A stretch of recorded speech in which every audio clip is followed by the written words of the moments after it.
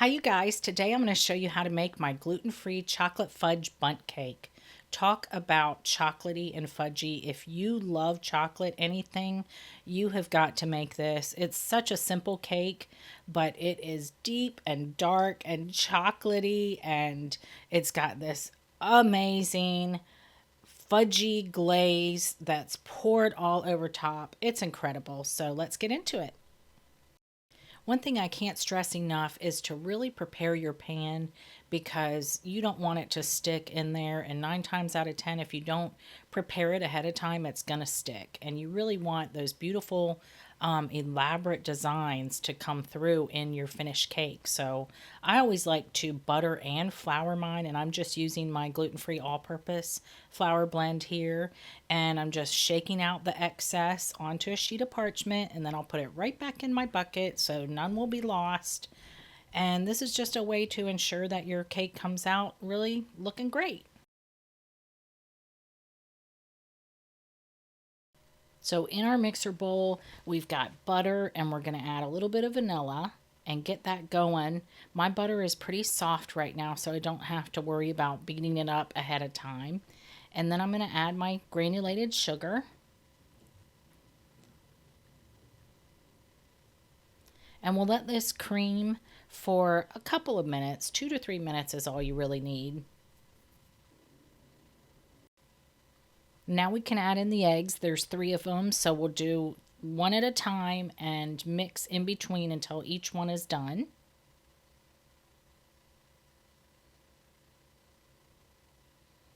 And then we'll go ahead and let this cream for another couple of minutes. And while that's happening, we can sift together all our dry ingredients. So this is my all-purpose flour blend. And this is baking soda and cornstarch. I know there's cornstarch already in my blend, but adding a little more makes the flour act kind of like cake flour. It's just a little bit softer. So my mixer or my sifter is not big enough to put all these ingredients in at once, so I have to sift some of this down. And I always put my kosher salt in separate because the granules are too big to go through my sifter. I don't know about yours, but mine is like that. And then this is unsweetened cocoa. I'm actually using a Dutch process cocoa here, but I've made this plenty of times with just regular old Hershey's cocoa, and it still comes out wonderful. And here is the secret ingredient, the chocolate fudge Jello pudding mix. It really makes a nice, thick, fudgy, dense cake. And what we'll do is we'll alternate the dry ingredients with whole fat buttermilk. And definitely turn your mixer down when you are adding the dry ingredients, or you will have a cloud of cocoa powder everywhere. And especially, I don't know if any of y'all have these kind of beater attachments that have the little like scrapers on the side, the silicone scrapers. That wants to push all that, any kind of dry ingredients right out of the bowl. So just be careful. I kind of like to pulse it a little bit until it gets incorporated. And then the last thing to add to the cake is chocolate chips, because we can never have enough chocolate in this cake apparently. And you'll see that when we make the fudge like glaze, which is just incredible. So line your bundt pan, and I will say this bundt pan is a little smaller than a like 12 cup bundt pan. So mine, you'll see at the end, it really rose up, and I'll show you what to do with that. If yours is smaller, you can do one of 2 things. You can let it go over and then trim it and use the trimmings for like cake pops or something. Or you can take the rest of the batter that doesn't fit in your bundt pan and put it in like another smaller pan, like an 8-inch round cake pan or something. I have all those instructions in the actual written recipe, but you'll see here, this is a little high, so I want it to lay flat. So I'm just taking my bread knife and trimming the side, or trimming the top a little bit. And I'm not going to throw this away. I mean, I can make cake pops with this, or we can just like snack on it if we want to. But definitely don't throw it away.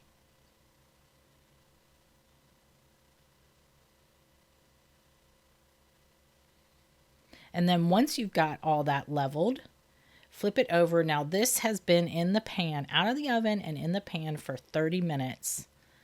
I would not suggest trying to get it out of there any sooner because you don't want it to fall apart. But 30 minutes is plenty of time for it to cool off enough to where it's going to stay looking good. And we got it out of there. So now let's make the glaze. And this glaze starts on the stove with butter, and a little bit of water is in here too. And I'm just melting these together until they like kind of come up to a boil.